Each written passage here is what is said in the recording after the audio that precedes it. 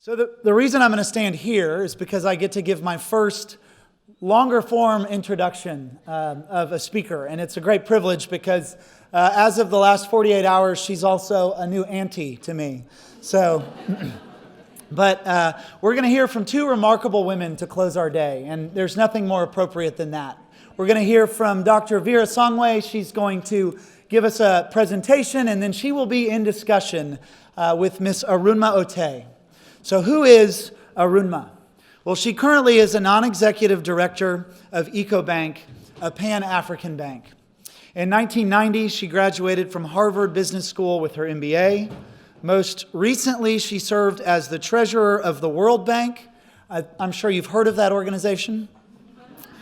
From 2015 to 2018, where she led a team that managed their $200 billion debt portfolio alongside another $200 billion asset portfolio. Prior to joining the World Bank, Ms. Oteh was Director General of the Securities and Exchange Commission of Nigeria, where she led the rebuilding of the Nigerian capital financial markets following the financial crisis. She's also worked for 17 years at the African Development Bank in a variety of roles. In 2011, she was honored as an officer of the Order of the Niger. The New African Woman Award she received in finance in 2016, and in 2018, she won the AI Global Institutional Investment Personality of the Year. Now, the thing that she's done in 2019, we're very excited about. She has come to Oxford as an executive in residence at the Saïd Business School. She is an academic scholar at St. Anthony's College. And last night, she gave us a roaring speech where she gave a call to action on a number of fronts. But one of the things that she said that struck me, and I think struck most of those of us at the dinner last night, was this. She said that in the world today, there are two great sources of somewhat untapped potential. And she said that is the continent of Africa, and that is women. And so I think with that idea in our minds, let's welcome Ms. Arunma Oteh to introduce our next speaker.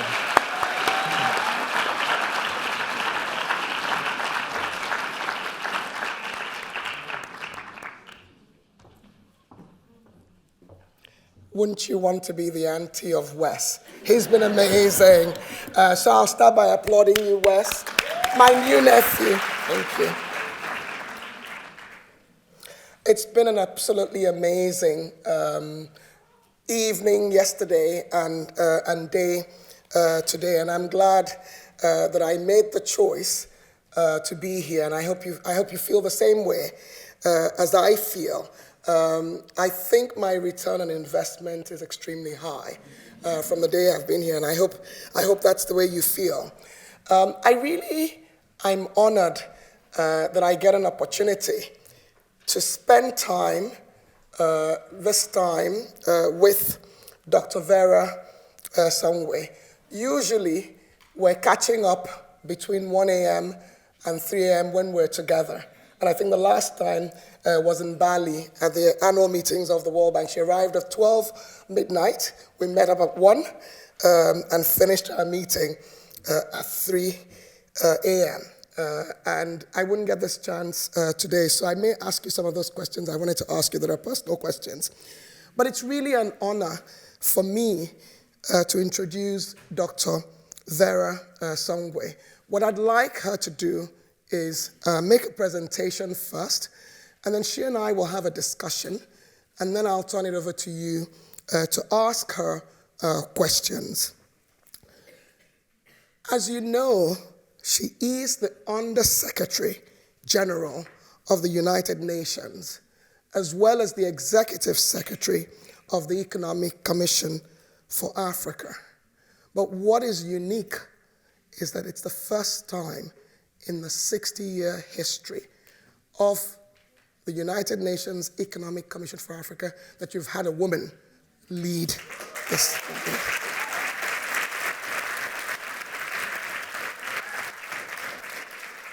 And the reason she's been able to do that is the variety of things that she's done. And I will be brief because I may spend the time talking about her. She's been the regional director for the West and Central Africa at the International Finance Corporation, at the IFC, the private sector arm of the World Bank Group.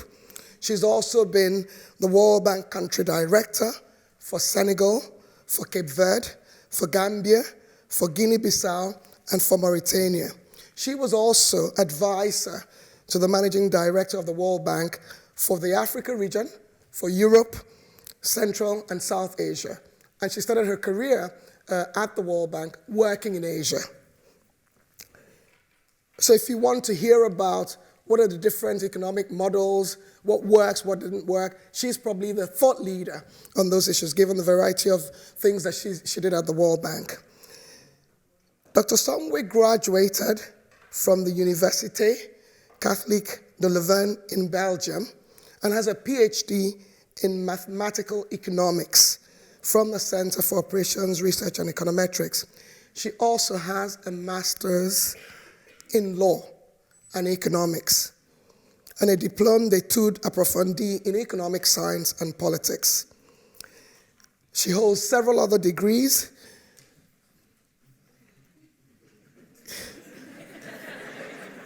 I know. So I'm going to stop there and tell you that she is listed on Forbes. She was listed in Forbes in 2013 as one of the 20 young power women in Africa. And forgive me, Vera, if I say that she's also the youngest person that has ever led the Economic Commission of Africa. She's also, the African Business Review named her in 2014 as a top 10 female business leaders in Africa. In 2017, the New Africa magazine named her amongst the 100 most influential Africans of 2017. Last night, some of you who were at the event remembered that I mentioned two legendary African women, Queen Sheba and Hypatia. I'm sure you will agree with me by the time you listen to Vera Songwe that she's both a Hypatia and a Queen Sheba of our time.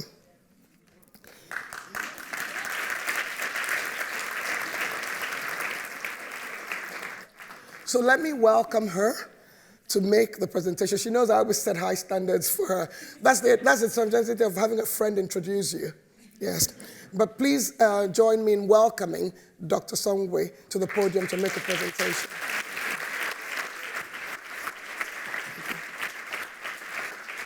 Good afternoon. I'm breathing in. Breathe in with me. Thank you so much. Thank you, Arunma. Thank you. That was not all me. She made half of it up, so don't listen to it. Listen, it's a huge, huge pleasure to be with you today at the Oxford Business School and really to talk about Africa. And I think that I remember being here a few years ago talking about leadership, and I have never forgotten being with you. But it was important for me, I think, when I got the email, and I want to start by thanking Dean Peter Tufano and Tammy, where is Tammy, for all the work that has been put into making me come here today. And of course, you know, I came with all the pressure from your now distinguished visitor and my, you know, really, really dear friend and mentor, because that is important.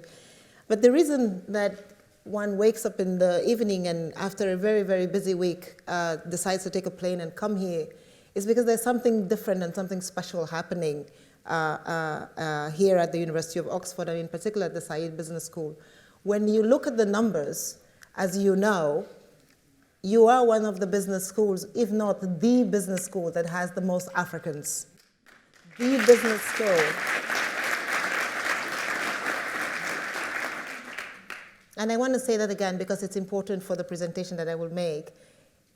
The business school out of Africa that has the most Africans. You know, you have here at the Saïd Business School in the University of Oxford, I think 11%, I was just looking at the numbers, of Africans in the university. Of course, you know, we always want more and we're shooting for more, so we hope that, you know, in a few years we will be a quarter of it, so no pressure. I push it back. But it is particularly important. Why is it important? It's important for what is happening on the continent today. On the continent today, we are seeing, I think, two different game-changing trends that are happening. The first one is a leadership change and a coalition of leaders that are coming together to say that we can actually be, as a continent, different. We can actually, as a continent, be the ones that carry the spirit of multilateralism forward. As you know, the whole question around multilateralism and should we sort of come together to sort of defend public goods and work together for the betterment of society on big issues like climate change and migration and all is under stress, and including on trade. But what the leaders on the continent have decided to do is say we're going to take a bet on making ourselves one whole continent around an idea that is called the African Continental Free Trade Area Agreement. So that's what I'm going to talk to you about today, and to tell you what exactly it is about and how it's happening. Why the African Continental Free Trade Area Agreement? So we talk about Africa, we talk about, when we talk about Africa, when we say it, it seems like it's just one country. But it is essentially 55 countries that are fragmented, that are trying to trade with each other. This first slide just shows you a little bit the challenge of doing intra-Africa trade on the continent versus if you were in India or China or one of the larger countries. We have over 50 countries on the continent. We have 15 countries on the continent whose GDP is less than $5 billion, which is roughly, 1/7 of your GDP here. So just to give you a sense of how difficult it is to create trading barriers with these countries. Businesses face about 6.1% tariffs, and we have about 107 borders. If you take a country like DRC alone, DRC has 9 countries bordering it. So, you have to sort of have trade regimes with all those countries just to be able to trade in one. So 20 years ago, our leaders, actually, when you go backwards in time, Haile Selassie actually did say that Africa should integrate. So this is, time of the independence, and I am really honored to be sitting at the Economic Commission for Africa today because he made that speech. At the time, there was no African Union, so he made it in the building of the Economic Commission for Africa. If ever you're in Ethiopia, you should come and visit Africa Hall. It has a picture of all the leaders who were there at the time, 23 men. I'm hoping that...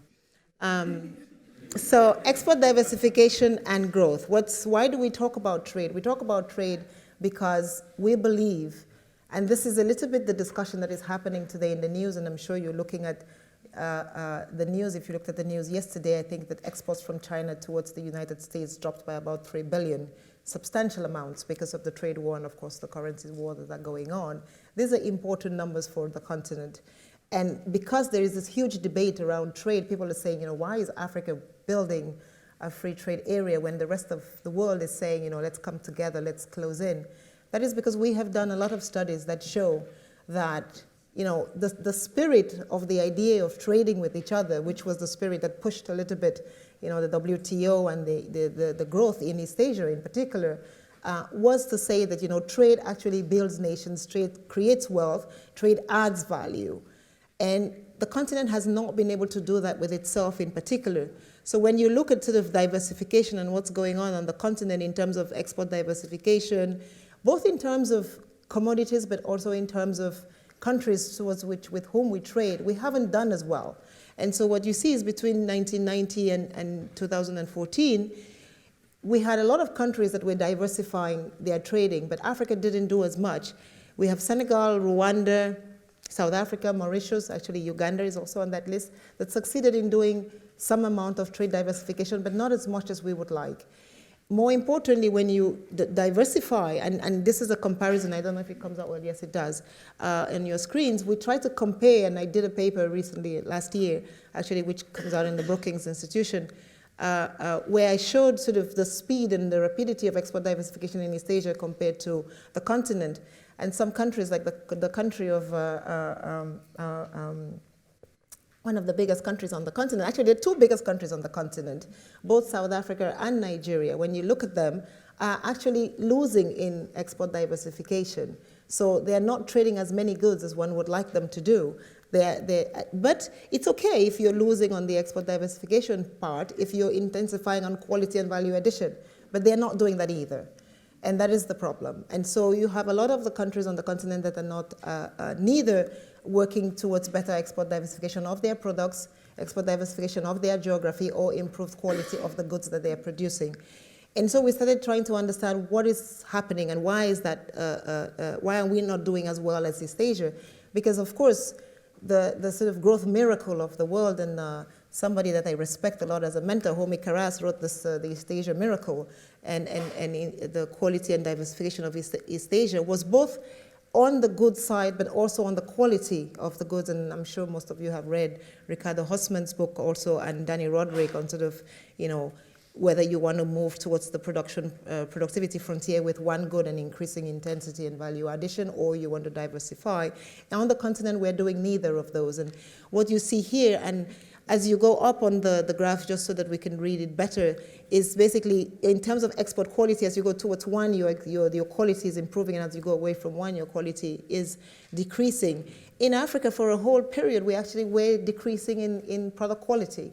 So there was, and that is precise, that was the period when, first of all, running up to the HIPC arrangement. So our institutions were weak, our private sector was weak, and so all the institutions and all the manufacturing that existed during independence was being lost. And I think that's a little bit the whole process since 2002, where Africa is now trying to rebuild this manufacturing base and the services base to come back to a period where you get into better competitiveness and also integrate global value chains.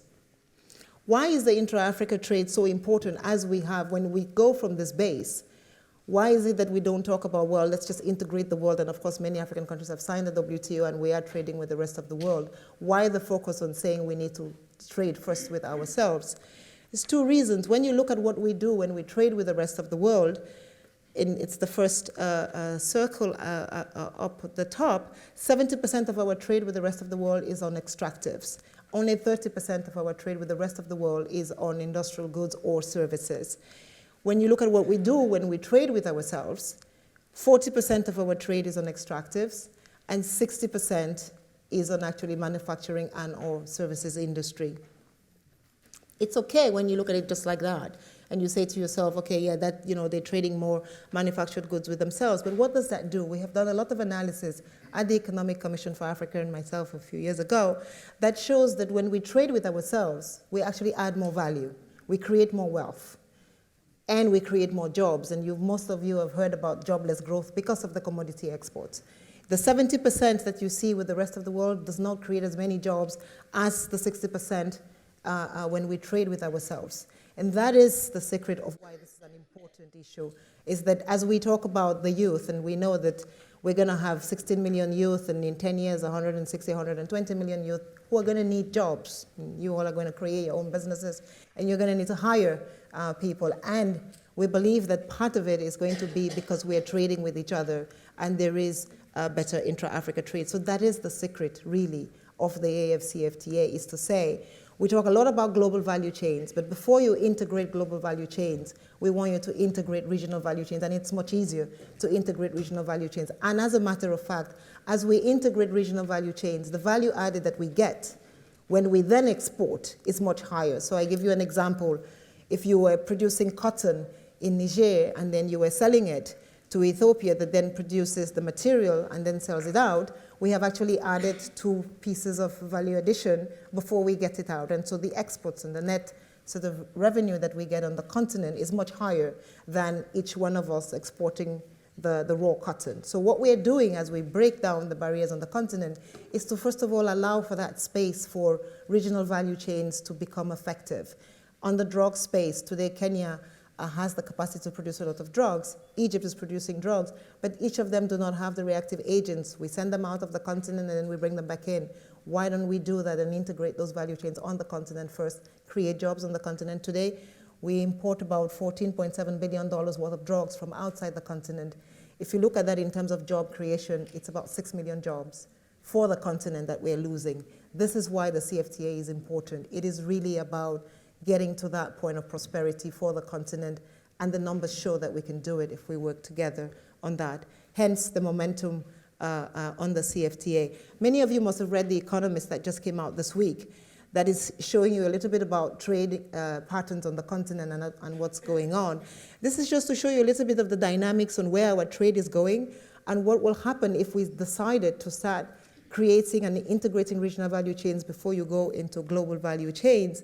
Of course, as you see, we are trading a lot more. The rate of growth of our trade with China, for example, is 226%. But a lot of it is just commodity trading. So we have gone hugely. So the positive is that we have understood the market. We have entered the market. And these were markets where hitherto we were not in. So we are in large markets now. We are in China, we are in India, we are in Turkey, we are in Indonesia. These are huge population markets. So that's the plus. The negative is we are in those huge population markets with commodities. So the learning curve of getting into the market has happened. Now we need to take a step back and say, can we get into them with value-added goods, with value-added services? And the answer is yes, if we are able to effectively make the CFTA a reality. And that is why there is such huge momentum, because we do not worry. We believe that if we were able to do this, then we would eventually be able to reap the demographic dividend of the continent that we talk about. The development of the CFTA and the case for it, essentially when you look at the change of Africa's exports, our main sectors is industry. If we do the CFTA, and we've run analysis both at the ECA, at the Economic Commission for Africa, but 3 days ago we had the IMF team actually come and sit with us, and so that we could compare our numbers and our models, because of course the minute you start talking about trade and you start taking down tariffs and all that, it immediately means ministers of finance should worry because we're not paying taxes. And then revenue drops, and that's an important component for the debt servicing. But we started looking at what does this mean if we actually have the CFTA.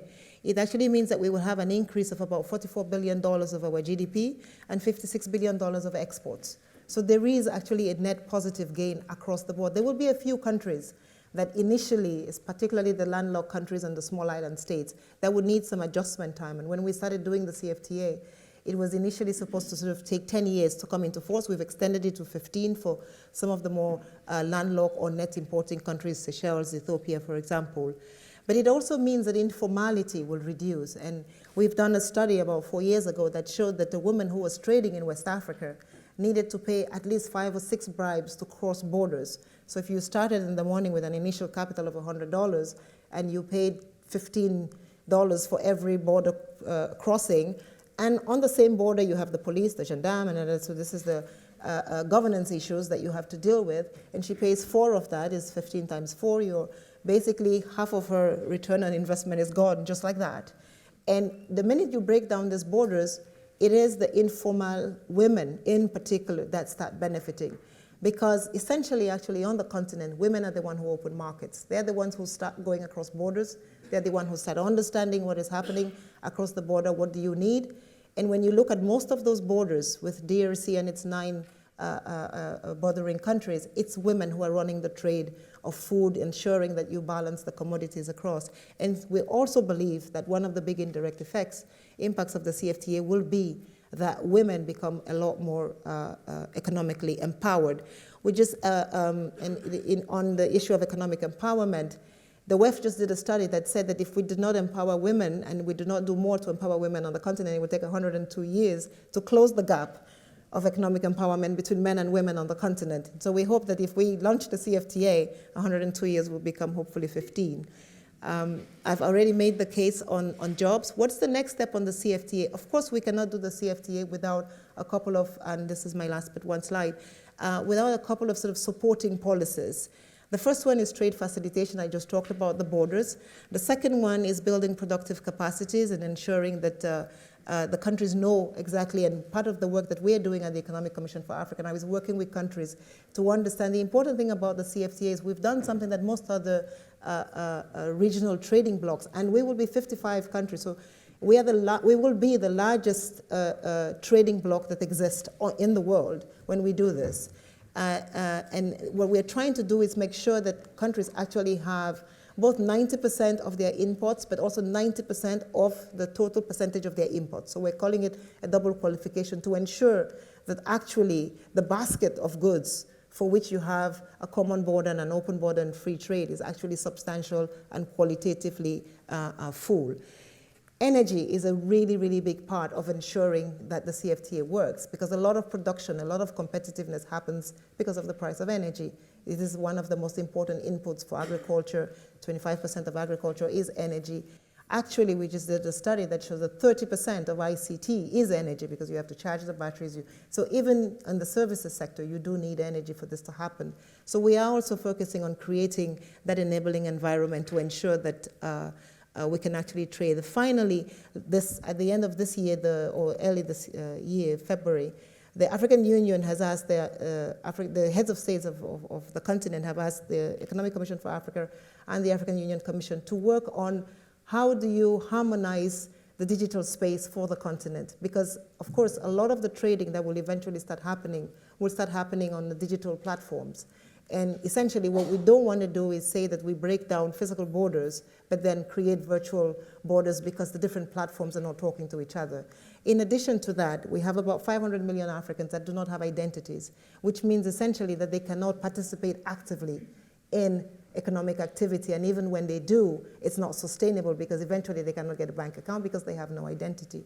So one of the things that we have just recently done is we've launched ECA Digital Center of Excellence, which is chaired by President Kagame and the Prime Minister of Ethiopia, Prime Minister Abiy Ahmed. But it also has the former CEO of Infosys, which is the ADHAR program, which is the program in India. Hitherto, India was the continent with the country with the largest number of people without identities. And the ADHAR program happened, and they were able to register almost 750 million people in the course of 4 years, and then Africa became the continent with the largest number of people without identity. So since we have the ADHAR program, we're working with them to see how quickly, and maybe we can do that in half the time. And just imagine if we were able to bring those 500 million more people, maybe let's say 30% of them are active economic agents, into our economies, the benefit that that will have, both in terms of jobs, but just in terms of creating prosperity and adding value to the economy. So these are some of the adjourning things that we're doing. All this will not happen if we do not have you, the private sector. So essentially, what we are doing around the CFTA is really beginning to create an environment so that Africa, we've always said Africa is open for business. Africa continues to be open for business. But with the Free Trade Area Agreement, we open the whole of Africa in one go for business for the private sector, because then if you come to one country, you actually have 1.2 billion people as the market ready for you. So as part of that process, we're working really hard to ensure that we start doing better than we're doing now. Today we have at least 5 countries every year in the last 6-7 years in the top 10 of the doing business that come from Africa. What we would like to do is have all the 10 of them come from Africa to demonstrate that the African leaders have understood that ensuring that the business environment is appropriate for you all to come back and open businesses or come and invest in Africa if you're not Africans is going to be, I think that's the place where you have the highest rate of return on your investment for sure anyway today. And we hope that when you come back and we're able to attract a lot more of the private sector, we can actually make the CFTA a reality for this generation and for the continent as we go forward. So how many countries have signed so far? We need 22 to ratify. We're at 18. Those are the countries. It will be the protocol of the African Union that will be the fastest to have been ratified. And I think this is the interest in the CFTA, is that we have gone so fast and we're moving so quickly towards ratification. We believe that by the time we meet in July in Niger, which is when we will sort of be celebrating that move, we will get more than 22. And we're working very hard at the African Union, at the African Development Bank, all of us, the World Bank. I think the whole development community has now come behind it, and we're all working very hard to make sure that it happens. You have in your slides some of the protocols. But this really is, I think, one of the biggest game changers for the continent.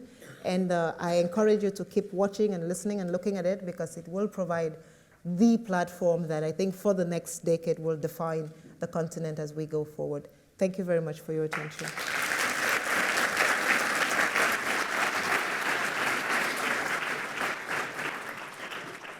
I forgot my instructions. Am I going off? Or? No, both of us. Okay. are now going to have a conversation. So, while we're settling down, I did want to, we started the day with Professor Signe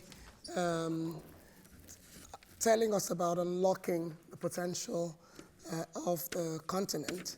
And we're ending the day with you having been in the trenches, really telling us what it will take. But before I ask you my first question, which will be about the African Continental Agreement, Free Trade Area Agreement, I want a show of hands. those who believe, did you say it was 15 years that you were thinking? Mm-hmm. Okay. Who believe that we will be able to start to get the benefits of the African Continental Free Trade Area Agreement? A show of hands. Okay. I hope my nephew counted, because all my nephews are smart. Okay. Okay. And what about those who don't think we'll succeed in 15 years? So the years have it, as they say in politics. So we'll keep watching, and we'll see who is actually correct.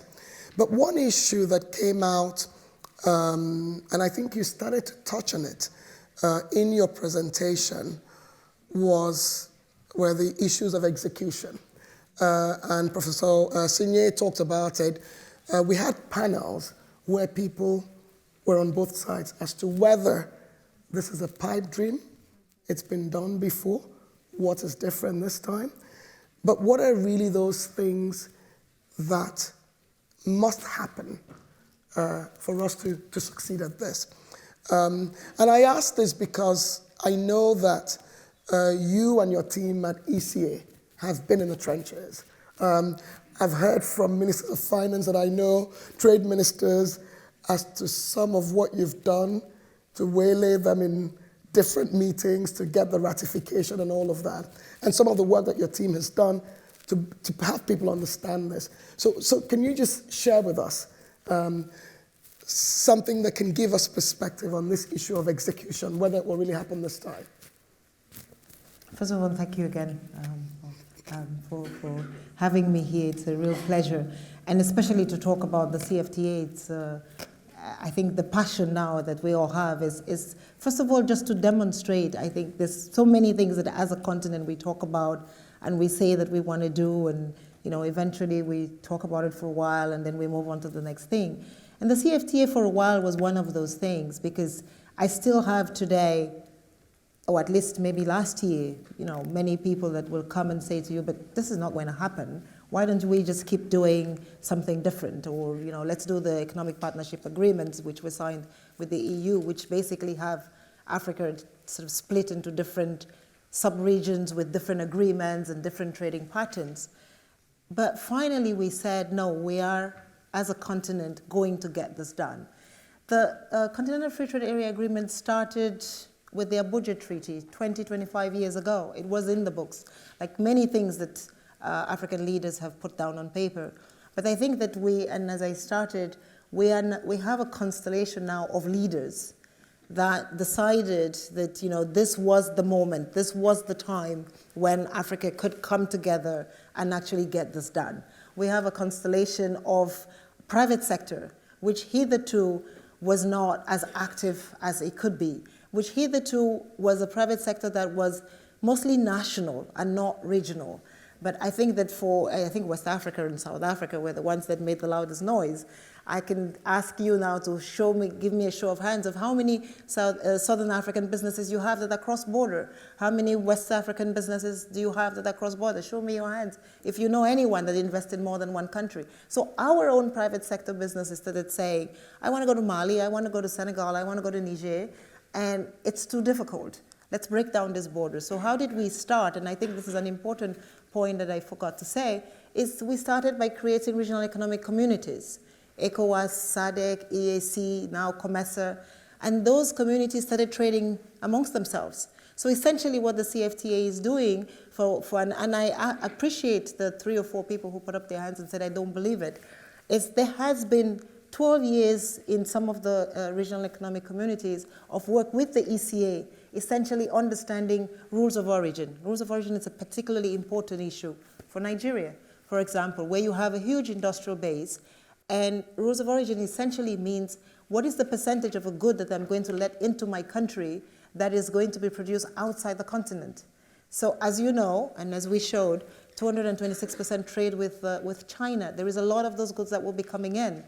If we allow them all to come in, we will not be as competitive because we haven't had the time to adjust. So we need to understand what kinds of rules of origin. Benin gets a lot of them, and they get into Nigeria. We need to make sure that people don't take advantage of the CFTA and then start dumping onto the continent. This is the kind of work that we have done at the ECA to establish what are the kinds of measures and the magnitude of the rules of origin. Something that in the international community today is very difficult. Dispute settlement. We know that WTO is sort of stuck because some of our partners are contesting its validity and its importance. We have been able to put together rules around dispute settlement. How will we? Because when there is trade, there will always be renegotiation. You're business people, you know that the lawyers need to exist and they need to do a lot of work. We have worked very hard building on the dispute settlement protocols from Southern Africa to say how can we then take them to the rest of the continent. So this is some of the painstaking work. It also means you go to, a few days ago I was in Seychelles. Seychelles is a small island country, 92% imports. Why will they be interested? They have a few things that they do and they do really well, shipping.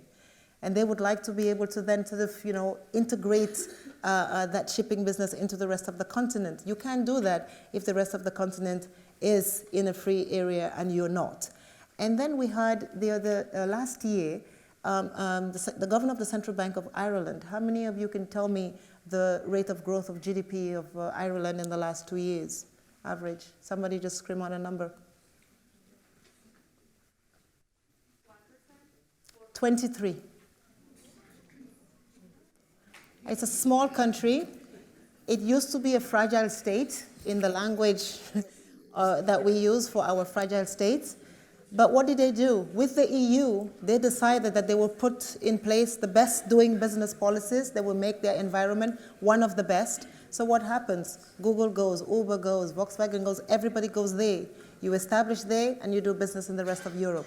So even for our small countries, we're able to show them through analysis that there is actually value to joining this bigger market. And so we have done a lot of work. And for every country now, we actually have a one-pager that says these are the advantages. There will be some countries that initially would lose. And some of them are, for example, Niger, and the president of Niger says that. He says that, to build a bowl, some people will need to give a little bit in the beginning, and they are willing to give a little bit, because when you do the long-term analysis and you start having global value chains, and then 5 years down the road, they start winning again. But actually, if they were able to fill their energy gap, then it may not even take that long. So again, I think that what is happening is really, when you build a free trade area, you have what you call a sort of mutual in French, sort of community. And when the EU did it, they created funds for countries like Spain and Greece and Italy at the time that were not ready, so that any losses, particularly in revenue or order, will be compensated by a fund. So we are also looking at creating a fund like this that ensures that any initial losers in the process will be compensated down the road. Wow. I think I'll change the rules a little bit and have you, if you've got any questions on the African Continental Free Trade Agreement, Area Agreement, ask the questions now. And the reason is because I have a few other questions and I really want to get personal with Dr. Songwe. So can we get the speakers? Or fantastic, yeah. Please go ahead. Thanks. And my rule, introduce yourself. Yeah. Hello, hi, my name is Watu. I'm from Kenya, and I also work for the Africa Oxford Initiative. Thanks very much, Vera, for that very informative presentation. I have two very quick questions. One has to do with infrastructure. I know you mentioned energy, but I'm thinking more in terms of the nuts and bolts of taking a shipping container yes. from one part of the continent to the other. Mm-hmm. So, for example, one might be able to take perishable goods from Nairobi to Rotterdam in 24 hours without any problem because the logistics are in place. How do you achieve that, to take goods from Maputo to Bamako just like that? And then the second question relates to the fact that obviously some countries have the capacity of Usain Bolt to race ahead with this free trade arrangement, whereas others will be left around, trying to figure out whether they have legs or not. Do you see any skepticism creeping in from that? So we'll take 4 questions and then we'll have our guest speaker react, Dr. Songwe. Yeah, my question is, Mabasido Dunuga from Nigeria. You've talked so much about the potentials of the trade agreement, but the problem I have is why I raised up my hand that I don't believe it's going to work in 15 years. My reason is this. The Nigerian government recently set up a committee to look at the impact assessments of that trade agreement on the Nigerian economy. We have so many trade, for example, the Lekki Free Trade Zone in Nigeria, which Dangote and the rest of the other big players are looking into. So I think the worry here is that we don't want to have a country where, or a trade agreement where people or countries will turn another country into a dumping ground, all in the name of having trade between countries. So you haven't really talked so much about the impediments or the problems that this trade agreement will have on some of the other countries. 18 countries have signed. As lofty as this trade agreement is, I would have expected by now, out of the 53 or 54 African countries, you will have had up to 50 of them. As you know, from looking at all the potentials, so you haven't really dealt much on that. A lot of the speakers and panelists since morning. Interrupting my own conversation is that you take over the conversation. So your issues are the challenges, and you're worried about the speed. This is actually the fastest that we're almost close to ratification. And lastly, you said in July there's going to be a conference coming up. So what sort of agreements or arrangement? You've shown us the statistics, you've shown us the data so far. Well, has there been lobbying? Because this is also about politics as well. And what's the lobbying? Have you lobbied the Nigerian government? Have you lobbied other countries that have not really signed up to you? And which arm of government is going to be... By the way, I'm running a democracy. Babajide is your name. So I need to ask some other people. Lastly. No, you've asked 4 questions.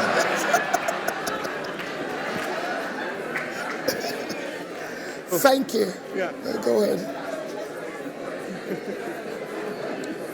My name is... I'm sorry, and by the way, I like that Prosper is standing because I can see better. Yeah. So please, others, do the same for me. Please go ahead. Thank you very much. My name is Prosper Mukwando. I am a co-chair for the 2019 Oxford Africa Conference that will happen in May 18 and 17. I also study at the Bladvanik School of Government. My question borders around your comment on how critical energy is to the success of this agreement. I've spent the past 10 years of my professional life on renewable energy. Mm-hmm.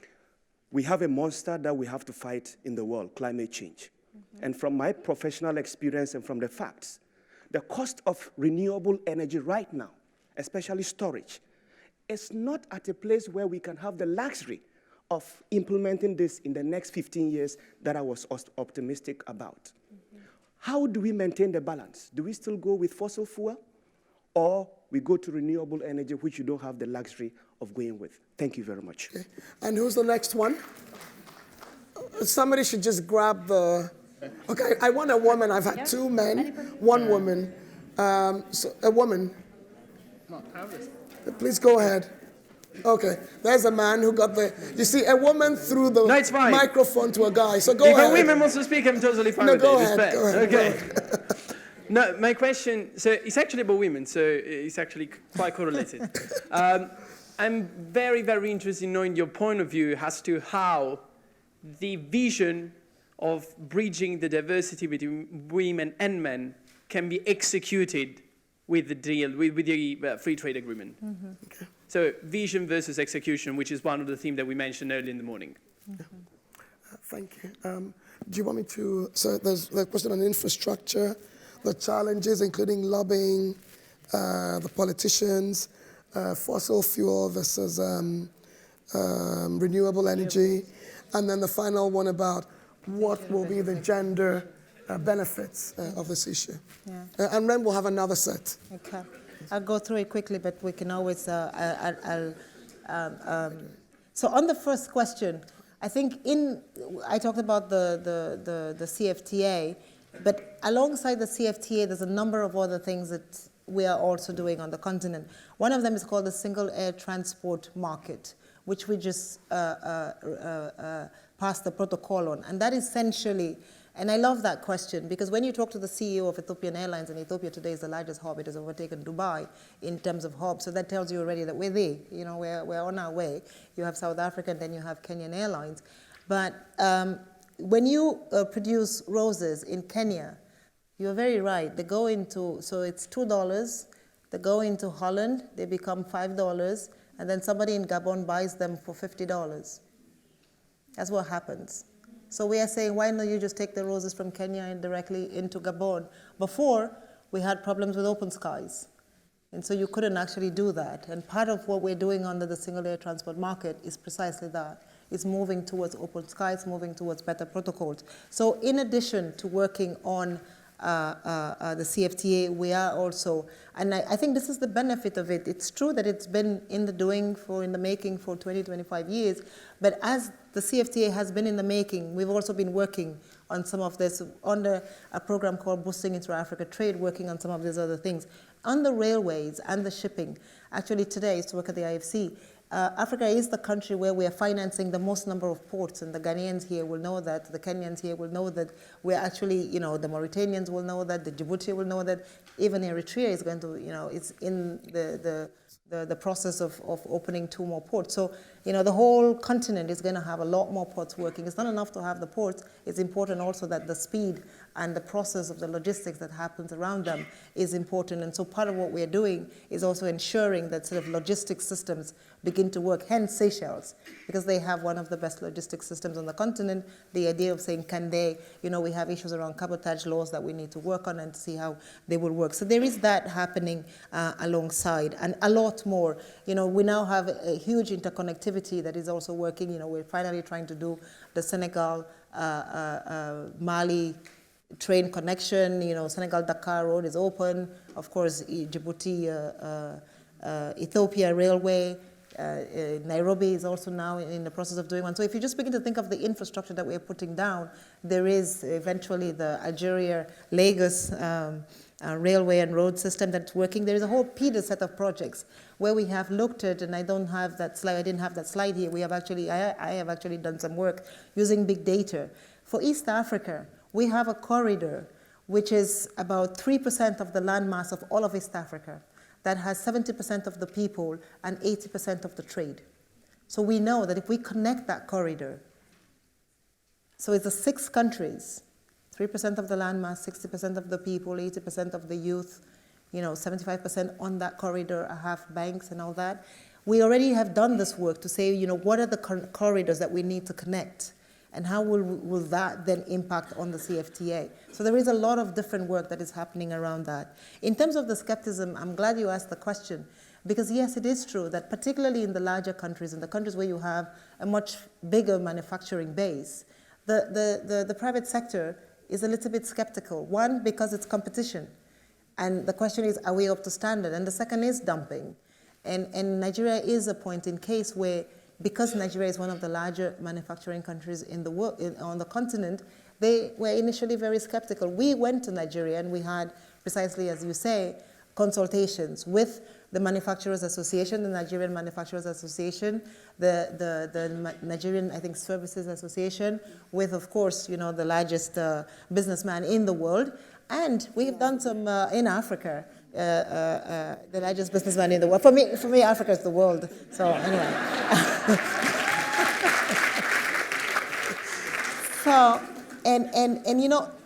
Cement imports, because that's a lot of the business, right? We're still importing a lot of cement from outside the continent. So the question is, the Dangote company is in more than 15 countries on the continent. It is creating jobs. So if we were able to go into a few more, and I'm sure many of you have watched his interview where he talks about how easy and how difficult it is to go into different countries on the continent, we're hoping that with the CFTA, he can actually go into a lot more. So we had a whole day of conversations with the Nigerian private sector, the Nigerian vice president, who gave us the honor of being with us for that whole morning, Vice President Osibajo, and we agreed that there was going to be a plan put in place to move towards ratification. We were very happy, and I'm very happy to say that at the end of that day, with the understanding, and you're very right about the dumping, and I gave the example of making sure that with Benin, we're able to work on rules of origin and ensure that Nigerian businesses are also protected. I think that there is now agreement. And by the way, the leader of the negotiations was the Minister of Nigeria for Trade. So I think that there has been a lot of education around the process to the private sector, and we believe that hopefully between now and July, Nigeria will come on board on the CFTA. The same thing was true for South Africa, by the way. When the South Africans initially came, they said, no, we need to understand what this is about because we have a big business community. They went back, they did their consultations. We are still going to go back and do some consultations there because it's a continuous process. But South Africa finally ratified. So I think there is skepticism, but there is also a lot of education that is necessary, which is one of the reasons why we're here today, to sort of explain, what are the garde-fous, the guidelines around which this is happening so that more countries can come into being. So yes, there is a lot of lobbying. In 2 weeks, we're going to have a huge session with East African community, with the Horn of Africa, to explain to them the benefits of that, and we will continue to do that. On renewable energy, I think it's a very good question. Two things, if you sort of go backwards 10, 15 years, a lot of Africa was on fossil fuels. The reason why we were not competitive was because energy was 30, in Senegal it was almost 45 cents per kilowatt. In some few African countries today, it is still 45 cents per kilowatt. But as we have moved towards renewables, and renewables is not only solar, because the problem is, when we talk about renewable energy, you have to think of two kinds of renewable energy. One of them is what kind of energy is baseload. And there you have gas, you have thermal, you have hydro.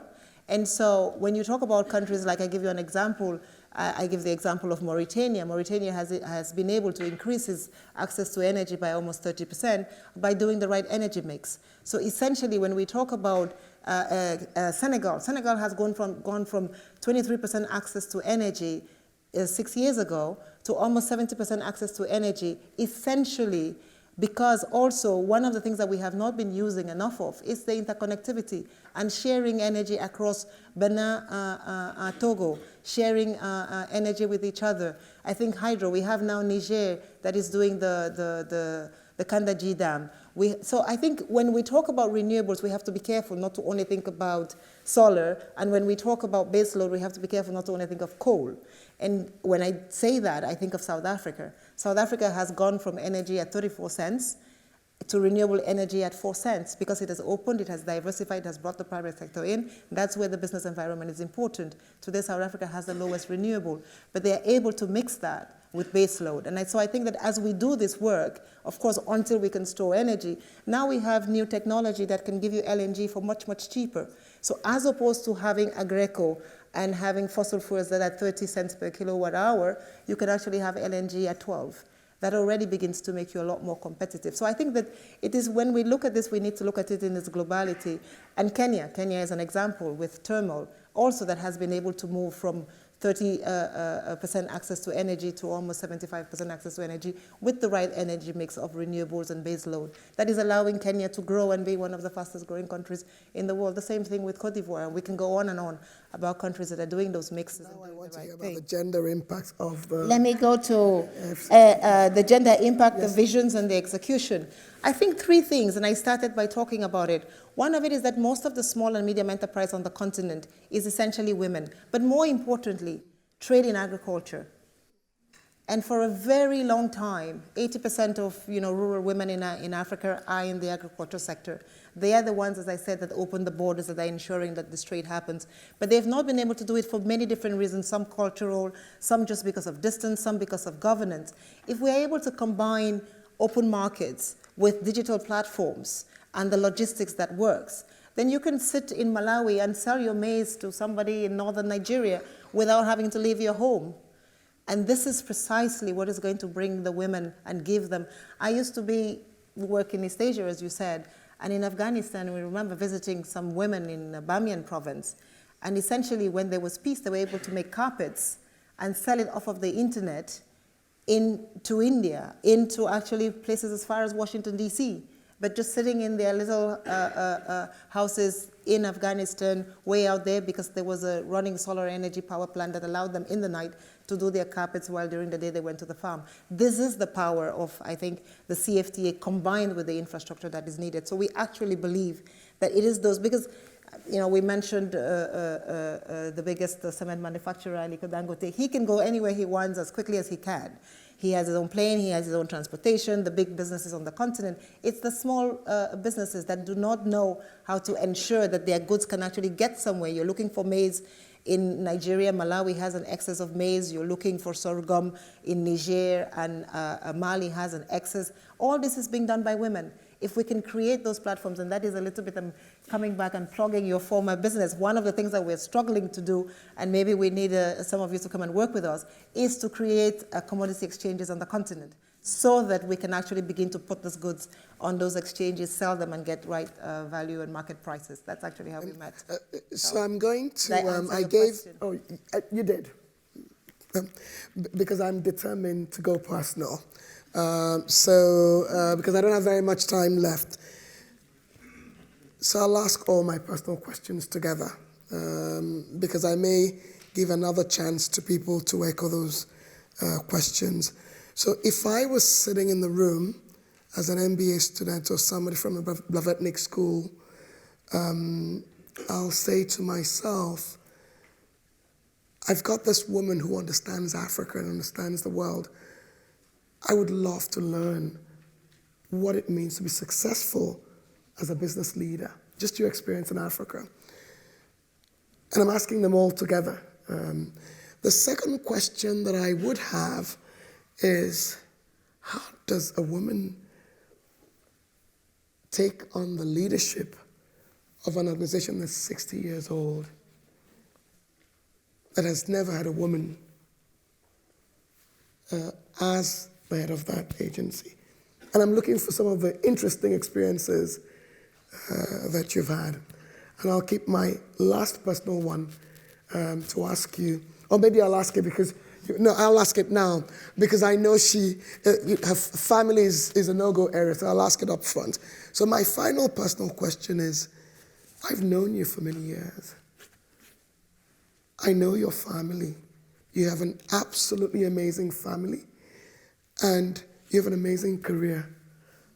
As a man or woman, if I was sitting there, I'd be wondering, how do you do it all? So those would be my questions.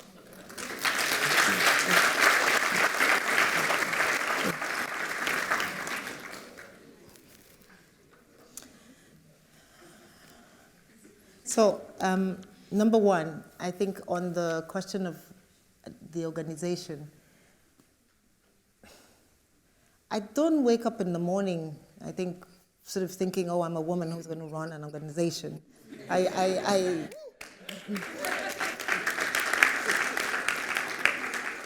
think I'm recently, I'm still new to the organization. I wake up in the morning thinking, how can I, it's 19 months, yes. How can I, make sure that we have the best assets to be able to sort of send them out there to go and do the CFTA? How can I ensure that they're equipped, that they're empowered, that, they are, I'm going to use the word happy, because I actually believe that if people are happy, they can go out there and change the world. And so that is my first sort of, and it's a lesson for me, because when I started at the institution, you think, okay, you're going to bring the brightest and the smartest, and then you're just going to make it go. And then eventually you understand that, no, it's about managing people. It's about managing the assets that are there. And we have, again, like I said, the CFTA, we've been working on it in the ECA for almost 20 years. We have some of the brightest trade economists, if not the brightest trade economists in the world. And we're, training USTR and giving courses and working with the IMF. So we really have, the brain power in the institution. The question then becomes, and I think to your question, how we have over 100 people, 800 people, sorry, 800 to 1,000, depending on, if you add the consultants, it's about 1,000 people. So it is, so that is you're sort of hit by this, okay, wow, this is a lot of people, but you have to sort of bring them together and sort of have them to add value. So I think that is, for me, the sort of number one thing. And then, it is, the second thing that I wake up in the morning thinking is, can I do something that changes the life of an African?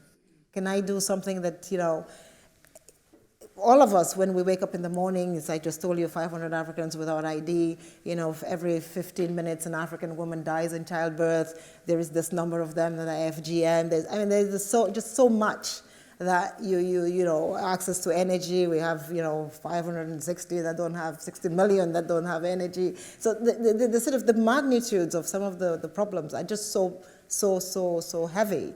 But the opportunities are there, 14.7 billion in drugs. We could start doing it in Kenya, Egypt, South Africa, and bring those jobs back. We have, kids, and I must tell the story. Maybe this is, there is an iCloud factory. I tell the story every way.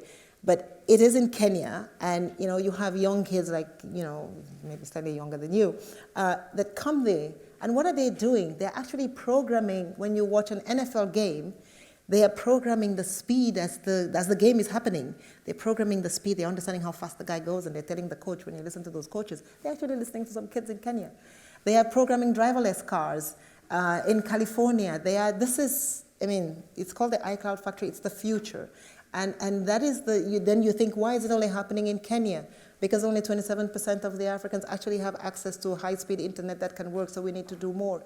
Those are the things that I wake up in the morning worrying about. But then, it hits you when you sort of go somewhere, then people look at you and okay, she's a woman. We're not expecting her. And then you have to sort of take a deep breath and re-explain, yes, I am who you're expecting. And then they then also take a deep breath and say, oh, okay. And then immediately they ask you a very difficult question, or they try to ask you what seems to be a difficult question because they don't believe that you can answer the question. So you get a test as soon as they decide that you're the one, actually. You get tested. Yes. And so I think that when I wake up in the morning, I know that I'm going to be tested, so you're prepared to be tested. And you leave your day waiting for that test to come and go, and hoping that you pass it. And then once you're done with it, you go ahead, because it's a learning process for, I think, both you and the person that is asking you. And part of that, I remember, I give a little bit of a story. I was in a country that will remain unnamed, and I walked in, and they were waiting we had called for a meeting, and I was early, and I walked in, and the sort of two heads of ministers were there, and I greeted them, and I sat down, and then after, they kept chatting, and after a few minutes, they turned to me and said, so where's your boss? And I sort of said, well, it's me, but, we can wait for a few more people to come. But I think after a while, and the world needs to see, and that is why I think it's important to be visible, because the world needs to see a lot more women. You need to have a lot more women in positions, so that both men in positions of authority do not sort of still feel that, we are an alien species, but that particularly the younger women believe that there is people there and that they can make sure. And that's another thing that I wake up in the morning worrying about, is that I want to make sure that when I turn around, there is a lot more women sort of behind me, because it's not enough to just be the one woman going ahead. You have to have an army of at least to the power of 100 behind you to ensure that we can close that gap.